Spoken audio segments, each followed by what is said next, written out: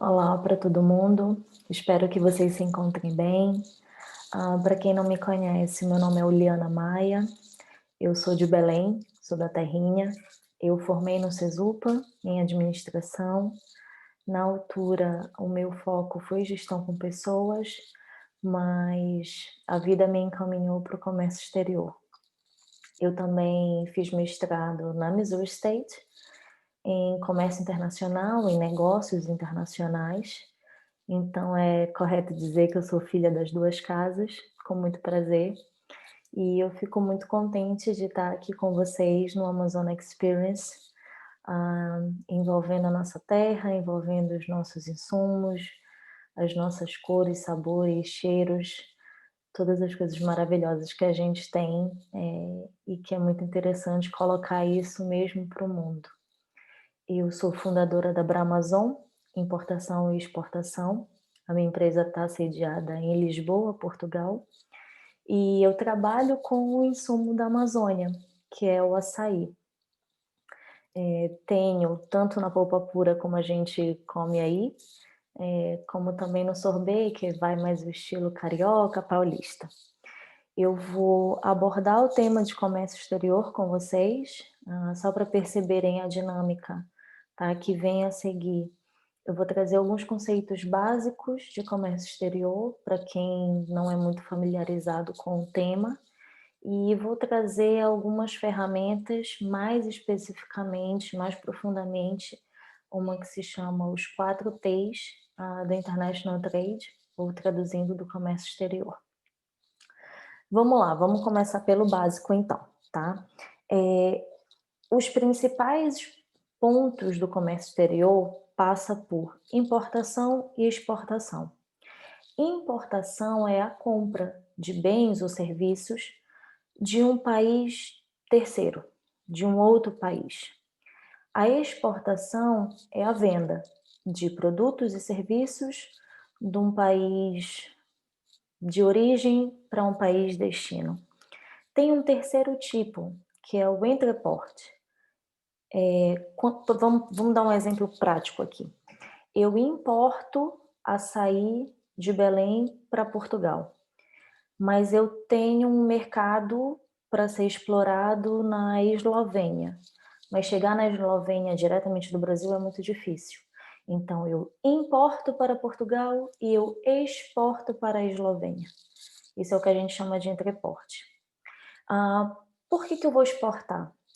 Tem aí alguns motivos principais. Ou porque eu tenho a possibilidade de entrar num novo mercado. Por exemplo, aqui na Croácia eu percebi que já tem alguns lugares que vendem açaí, mas não são muitos os lugares, então eu percebi que tem aí um nicho que eu posso explorar. Eu acho um cliente na Croácia e eu começo a exportar o açaí que eu importei do Brasil. Eu posso também fazer isso para atender um mercado já existente. Quando eu cheguei em Portugal, eu percebi que tinham algumas marcas de açaí, mas o produto não era bom, eles não estavam realmente trabalhando o açaí como deveria ser. Eu tinha um fornecedor muito bom, um produto muito bom, então eu vi ali uma potencialidade de mercado também. E eu posso fazer isso para diminuir um excedente. Vamos supor que eu tenho controle sobre a produção desse açaí. Só que a minha empresa está a todo vapor, a fábrica está produzindo muito, eu tenho muito açaí, está na safra. O mercado nacional pode ser que esteja um pouco mais parado, ou eu realmente queira expandir a minha empresa e começar num mercado diferente, europeu, americano, o que seja. Então, como eu tenho um excesso de produção, eu vou exportar, tá? E aí, no Comex, a gente vai ter alguns termos específicos. Eu vou trazer alguns deles, os mais comuns para vocês, mas também vou dizer aonde é possível encontrar a versão atualizada de 2020. Para vocês terem essa lista e conseguir perceber o que é que dá mais jeito, dependendo do produto, dependendo do país e a opção do cliente de vocês também. Vamos lá. O comércio exterior, ele vai ser fundamental entender os princípios básicos para vocês conseguirem tomar decisões acertadas sobre o que exportar e para onde exportar. E isso porque os custos da operação vão impactar 100% na decisão de vocês. E a gente vai falar muito sobre custos aqui, tá? Cálculo, nem todo mundo tem paciência para isso, mas cada centavo, cada cêntimo, cada centavo de dólar, dependendo da moeda que vai ser a base da operação de vocês, isso vai impactar muito. Agora, por exemplo, o euro está quase R$ 7. Então, qualquer descuido pode refletir num custo extremamente alto, tá bom? E inviabilizar a operação de vocês, tanto a curto prazo quanto a longo prazo. Tem um site que chama intracem.org, que fala sobre trade competitiveness. Lá vocês conseguem encontrar uma análise, dados bem robustos sobre produtos e países. Infelizmente, nesse site só está atualizado até o ano de 2016. E esse ano muita coisa mudou, né? Tanto em âmbito nacional quanto internacional. Mas a partir daquelas análises, daqueles números, já dá para a gente pegar para trás e fazer um apanhado da consolidação do país, da estabilidade de um país, tá bom? E ter pelo menos um parâmetro para onde exportar e o que exportar. Eu vou falar um pouquinho também, e que é importante aqui, mesmo não sendo a ferramenta principal, que é a análise SWOT. Se vocês não tiverem essa ferramenta em algum outro módulo, aconselho pesquisarem, tá bom? Ela é muito, muito importante e vai também trazer um apanhado bem geral, tá? Para vocês conseguirem entender os pontos fortes e os pontos fracos do produto de vocês, da empresa de vocês, e também perceberem ameaças e oportunidades dos países e dos mercados onde vocês gostariam de entrar, tá bom? Então, deem uma pesquisada mais profunda de análise SWOT. Vai ser muito importante durante o plano de expansão, de exportação que vocês vão trabalhar, tá bom? E ela também vai embasar essa ferramenta que são os 4 T's do International Trade. Essa ferramenta, ela é relativamente nova. Vocês podem encontrar mais detalhada no livro Global Competitive Strategy, que foi escrito pelo Daniel Spuber, em 2007, tá bom? A gente vai falar principalmente de custos. Então, os 4 T's são Transaction Cost, Tariff and Non-Tariff Cost, Transportation Cost and Time Cost. Sim, o comércio exterior é custo, é ponta do lápis e calcular cada centavo de dólar, cada centavo de euro. Vamos lá então. A gente começa pelos custos de transação. E aí vocês podem pensar, isso tem a ver com o preço do produto que eu vou vender. Impacta muito, mas são custos adicionais ao custo do produto em si. Então a gente está falando custo da análise de mercado, aí vai depender, vocês vão contratar um especialista para fazer a análise do mercado onde vocês querem entrar, vocês vão diretamente a esse país entender qual é a cultura, qual é o clima, como é que acontece a economia, e aí vem custo de viagem, de hotel, de transporte, e todos os custos inerentes a vocês ou alguém da empresa de vocês está fazendo esse deslocamento até o país destino desse produto. Pode ser também os custos de contrato, importantíssimo, tá? Vou falar mais à frente também relacionado a custo, o porquê é importante ter um contrato, o que é que isso significa, o que isso protege, como protege e etc. Mas fazer um contrato vai custar dinheiro, seja pela contratação do advogado, seja para levar no cartório para tornar legítimo, autenticação, apostilamento, Por exemplo, para Portugal tem um tratado que é o Acordo de Haia com o Brasil. Então, as coisas que forem autenticadas no Brasil têm validade, são igualmente válidas em Portugal, mas é preciso estar apostilado. Isso tem um custo. E tem também a questão das taxas de câmbio. Não é apenas converter a moeda por si só. Os bancos vão cobrar uma taxa para fazer essa conversão. Vai ter o custo do intermediário, tá? Então são custos além a parte do produto, mas se vocês perceberem, impactam diretamente o custo final, tá? E é importante a gente considerar o custo final para o cliente, porque não adianta eu chegar, o meu produto é ótimo, eu tenho uma aceitação de mercado, mas o meu preço chegou inviável. O meu cliente não consegue trabalhar com aquele custo. E aqui é importante também falar da questão do preço mesmo do produto. Quando eu comecei essa questão de exportação e contactar fornecedores e testar produto, muita gente veio até mim. Eu vou usar sempre aqui o exemplo do açaí, porque eu consigo dar uma ideia mais prática para vocês. E vamos lá, o litro do açaí em Belém tá R$ 20.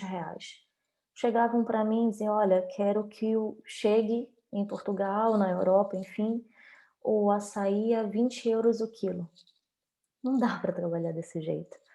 O mercado não paga 20 euros no quilo do açaí. É no máximo 10. E há quem faça por muito menos do que isso. Então, a gente precisa ser bem realista quando fala de custos, tá bom? Então, voltando, custos de transação, custos adicionais ao preço do produto em si, mas que impactam diretamente. A gente passa para o próximo custo, tarifas, custos tarifários e não tarifários. Tarifa é objetivo, imposto, direitos aduaneiros, taxas que vai incumbir no produto por ordem do governo, por legislações, por barreiras alfandegárias mesmo, para poder equilibrar o preço do produto, principalmente se o país que vocês estiverem enviando tem aquele tipo de produção. Tá? Então, vocês não vão conseguir enviar um produto para um país que produz aquilo ali com um preço muito mais baixo do que o país produz, porque vocês vão quebrar os comerciantes nacionais. Nenhum país vai permitir isso, tá bom? Então, custos tarifários diretamente envolvidos com impostos. Em Portugal, por exemplo, nós temos três impostos, três alíquotas de impostos. Se for matéria-prima bruta, por exemplo, o caroço do açaí colhido da palmeira do açaizeiro, 6%. Se tiver um mínimo de industrialização, 13%. Se o produto realmente for industrializado, passar por todo aquele processo de fábrica e tudo, 23%. A minha polpa pura é pura, mas eu levo 23% de imposto, porque ela já não é mais o produto, a matéria-prima, não é o caroço.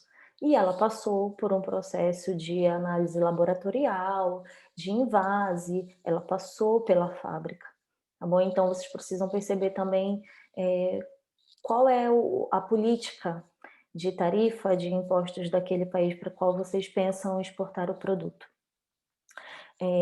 Precisa ser viável, de novo, não só para o exportador, mas também para o importador, para que aquela operação ela se concretize no longo prazo, para que não seja uma única compra, mas que o importador veja vocês como realmente um fornecedor que dá para trabalhar a longo prazo, dá para expandir, dá para aumentar portfólio, dá para fazer todo um programa, tá? Contando com vocês como parceiros.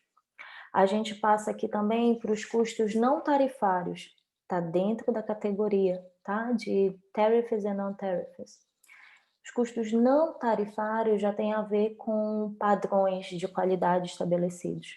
Podem ser as ISOs, pode ser HACCP, que é de qualidade, higiene e segurança alimentar, pode ser uma licença da Anvisa, por exemplo, aí no Brasil, e com certeza, se a gente está falando aqui de alimento, o fornecedor, a fábrica, enfim, o insumo ele vai ter que estar registrado na Anvisa, vai ter que ter passado por algum processo de análise de qualidade, certificação. Tá? Pode ser o certificado de origem, que é emitido também pelas entidades de qualidade, regulatórias, tá bom? Então, custos de tarifa tem a ver com impostos. Custos não tarifários tem a ver com licenças, com restrições. Por exemplo, tem aqui uma questão da restrição voltada a conteúdo local. Tem empresas, tem países, desculpa, vamos lá. A gente vai trazer um computador do Brasil. Pode ser que o país determine que 20% dos materiais que estão dentro do computador sejam fabricados no Japão ou na China, ou enfim, para que equilibre a balança comercial. Então, vocês vão exportar para aquele país, mas em compensação tem material daquele país no produto que vocês vão vender. Os insumos da Amazônia, acredito que isso não se aplica tanto, mas é importante fazer essa análise, tá bom? E verificar se tem algum tipo de restrição para que o produto não chegue no porto e seja embargado. Manter um container no porto, no aeroporto, enfim, seja o destino dessa carga, é caríssimo, tá? Entra a luz, entra o aluguel do container, entra despachante trabalhando hora extra, isso vira um mundo de dinheiro envolvido, então muito cuidado. É realmente importante estar aqui tudo bem detalhado para que vocês tenham plena noção dos custos envolvidos no processo. Então, já falamos de custos de transação, custos tarifários e não tarifários. A gente passa agora para os custos de transporte. E aí envolve desde o ponto de origem até o ponto de destino. Pode ser que os custos até o ponto de destino não estejam na mão de vocês, esteja na mão do importador. Isso vai depender do tipo do Incoterm escolhido. Lembra que eu falei lá no início? Vou dar aqui os dois principais para vocês, mas tem uma lista de aproximadamente 13, tá bom? Já tem a versão atualizada de 2020, mas ainda se usa muito a de 2010. Ela é completa e tem ali os principais tipos de incoterms que são utilizados no comércio exterior. Então, quanto a transporte, envolve contratação de container, aonde é que essa carga vai? A carga é congelada? Por exemplo, o meu açaí vem congelado, então eu preciso de um container refrigerado, ultra congelado, no caso. Não, eu vou trabalhar com farinha, com pimenta, com até cachaça, com jambu preto. Ah, mas isso não é produto seco, é líquido. Mas entra num contentor para produtos secos. Quando a gente fala de contentor seco, é que não precisa de refrigeração, tá bom? Então, temos aí esses dois tipos de container. Tem os tamanhos de container também. Quanto de carga eu vou enviar para aquele país? Eu preciso de um container de 20 pés ou um de 40 pés? Isso também vai depender do que é o produto de vocês. Um de 20 pés carrega aproximadamente 8.000 quilos. Um de 40 pés, aproximadamente 16, 17. Mas também, dependendo do que for o produto, vocês conseguem ter uma utilização ótima. Quase 10 toneladas para um de 20 pés e quase 20 toneladas para um de 40 pés. Isso aí vocês vão precisar alinhar com o despachante, com o fornecedor, para ver volume e fazer o cálculo de que tamanho e que tipo de container vocês vão precisar. Custos de transporte também envolve a escolha do transporte em si. Aí vocês vão precisar de quais tipos? Vai ser intermodal? Vai ter caminhão, navio, avião? Não, eu consigo realmente entregar no porto, a minha empresa está perto do porto, eu consigo entregar diretamente lá, o meu cliente já recebe no porto de destino, e vai precisar só de mais um caminhão para fazer esse transporte até o armazém, até a empresa de logística, até a câmara fria. Isso é muito importante, tá bom? Vocês vão alinhar, até porque dependendo do tipo de Incoterm escolhido, pode ser que o transporte esteja a cargo do exportador, de vocês. Então é importante ter uma empresa de logística bem alinhada e ter bastante noção do custo, tá bom? De toda essa cadeia de transporte. Nos custos de transporte, a gente também tem o seguro da carga. Não arrisquem não fazer o seguro da carga, tá? Muita coisa pode acontecer.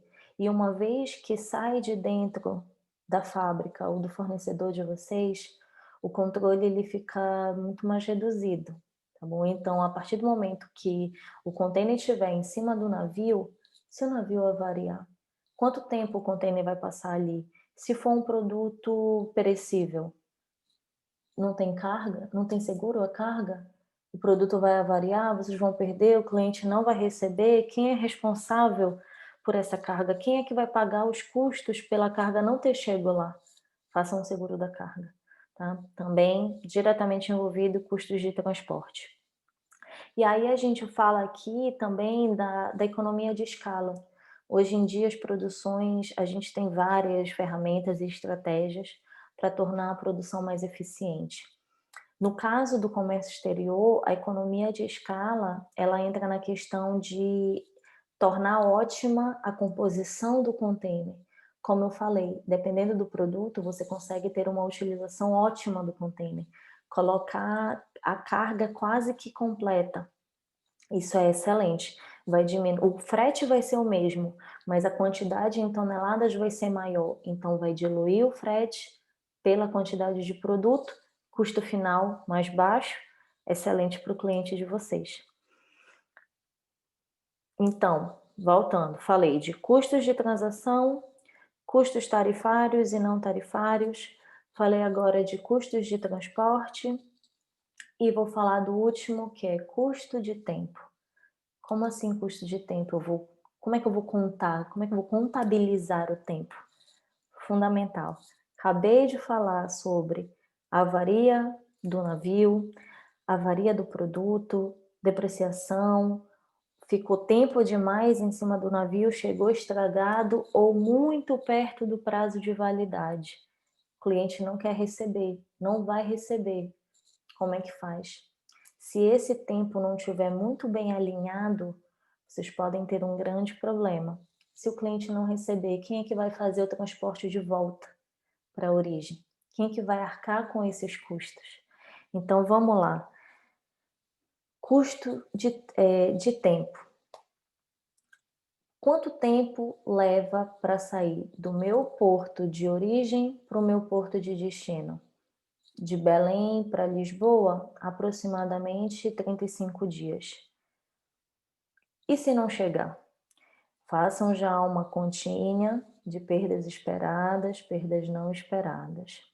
E aí, o que a gente falou para trás, seguro da carga, vai impactar o custo do tempo também. Os atrasos, eles podem acontecer por N motivos, não controláveis por nós, mas tem coisas que a gente pode fazer para que não nos custe tão caro, tá? É aquela história, o barato às vezes sai caro demais, a gente quer economizar uma coisinha aqui e deixa a outra de lado e vai dar errado. Não façam isso, não arrisquem, tá? Até porque a gente vai falar de produto, a não ser que vocês, de alimento, no caso, a não ser que vocês escolham trabalhar com joias, biojoias da Amazônia. Aí não é perecível, não é produto alimentar, não vai para dentro do corpo das pessoas, a gente é muito responsável, né? Uma vez que trabalha com alimento, não dá para brincar. As certificações, as licenças que eu falei mais cedo, tem que ter, não é brincadeira. As pessoas vão consumir aquilo e a gente está trazendo o nome da Amazônia para o resto do mundo. Então tem toda uma responsabilidade socioambiental, cultural. A gente defende tanto a nossa terra, o nosso povo, Então não dá para arriscar e deixar qualquer custo de fora, porque como eu disse, o barato ele vai sair caro, tá bom? Então, a questão que eu falei mais cedo de contratos, que vai ser importante e vai impactar também o custo do tempo. Se vocês fizerem a operação com uma grande cadeia de supermercado, por exemplo, esses supermercados eles vão estimar o lucro deles a partir do produto de vocês por dia. Se essa carga não chegar no prazo definido no contrato, vai embutir multa para vocês.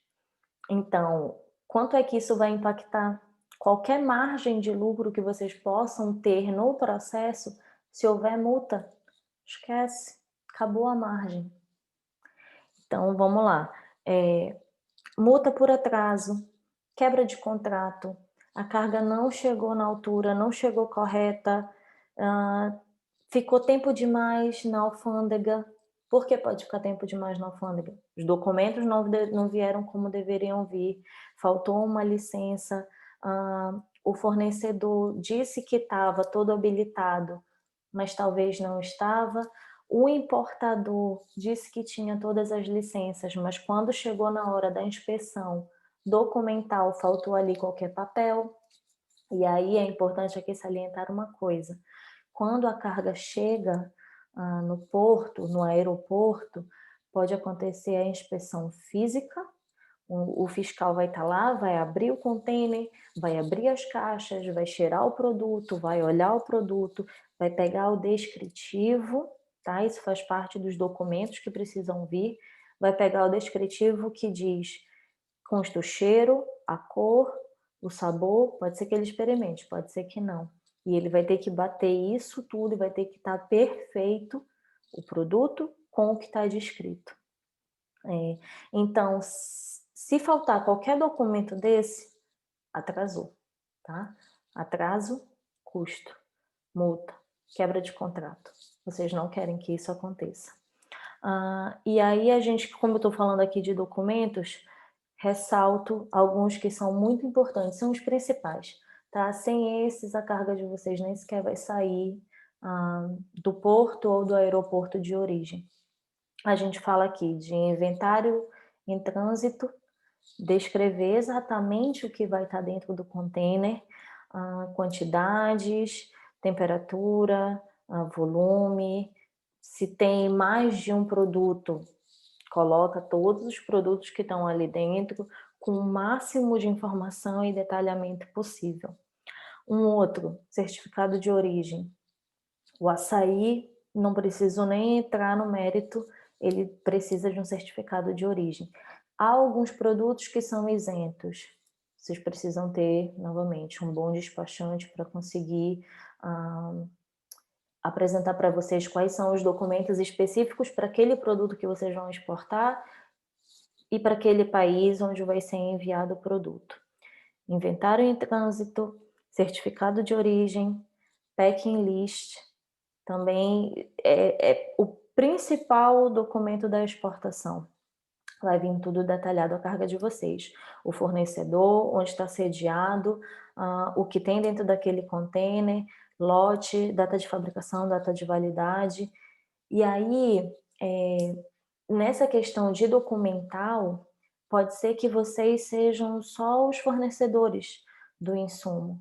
E vocês podem contratar um escritório de despachante, uma empresa exportadora, uma trade, vai depender de novo do tipo do produto, para onde vai ser enviado e o tanto de know-how que vocês têm sobre o processo. Tá? É preciso estudar muito, porque mesmo contratando uma empresa exportadora, por exemplo, vocês precisam entender o que eles estão fazendo. Porque às vezes a gente contrata profissionais acreditando que eles vão tomar conta de todos os nossos problemas e que tudo vai ser levantado, mas imprevistos acontecem e é o nosso negócio, né? É o nosso produto. Ninguém melhor do que a gente para realmente levantar tudo o que for necessário para fazer a operação acontecer da melhor forma possível, tanto para o exportador quanto para o importador.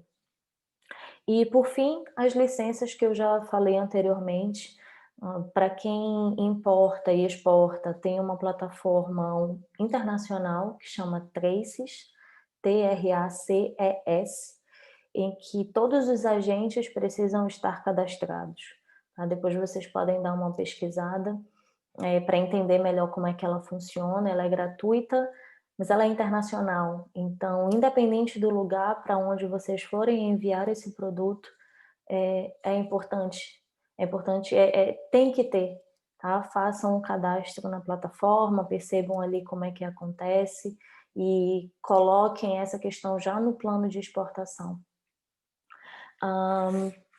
Eu abordei a ferramenta que eu considero como principal para o comércio exterior. Como eu disse lá no início, é um tema complexo.